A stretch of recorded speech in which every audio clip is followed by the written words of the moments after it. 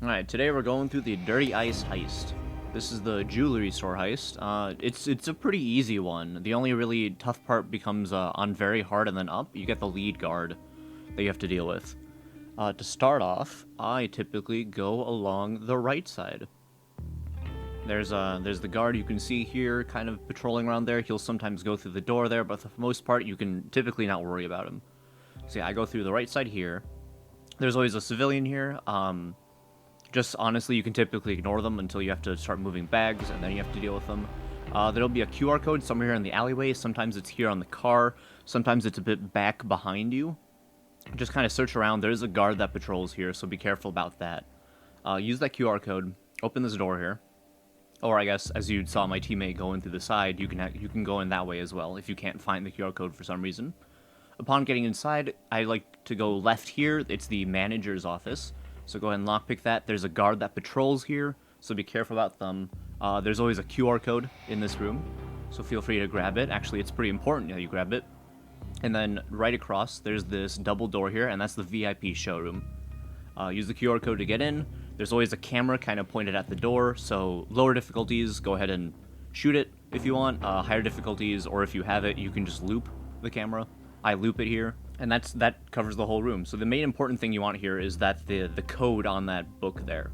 The other spot it can spawn in is here on the whiteboard. So once you've got the code from the two, come on down here. There you go. They open the door. So next up, over here on the left is there's the security room. Honestly, I ignore it. The cameras are pretty easy to deal with on the lower difficulties, and on the higher difficulties, you should just be able to loop all the cameras you need to. So I typically just ignore the security guard there. Now, just past the security door is another door, and this one is important. We gotta lockpick our way through, as you can see me doing here. And then on the right here, we can go ahead and shut down the display case alarms, and really important, and here's a red keycard which we'll need for later. Now open up the safe. And inside will be a bunch of documents. Shade will tell you to take a picture.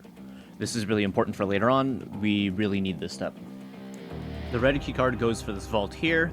On the manager's desk, there's a red button. You need another person to either hold it down or have the AI do it, and you'll be able to then use the keycard on the door.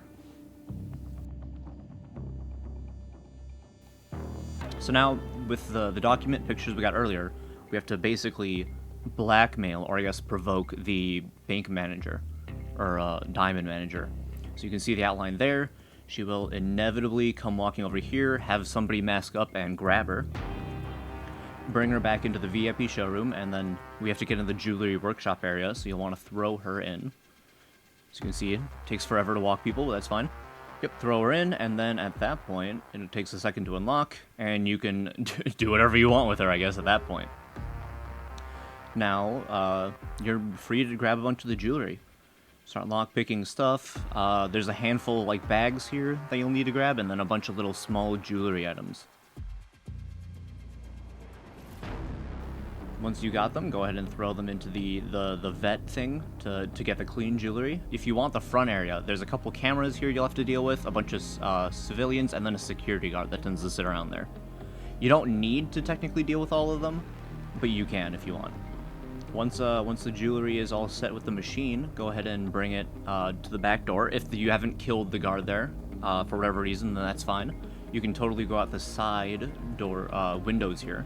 There's this one on the left, right, or you could go down the door here. We saw this area back at the beginning. This is where that one guard was. He's just not here anymore. I think he patrols inside as well, and that's why, but you're able to sort of sneak everything back to the van. The civilian's still here, go ahead and deal with them and however you feel, and once you've got your van fully loaded with whatever you want, you're all good to leave. Best of luck!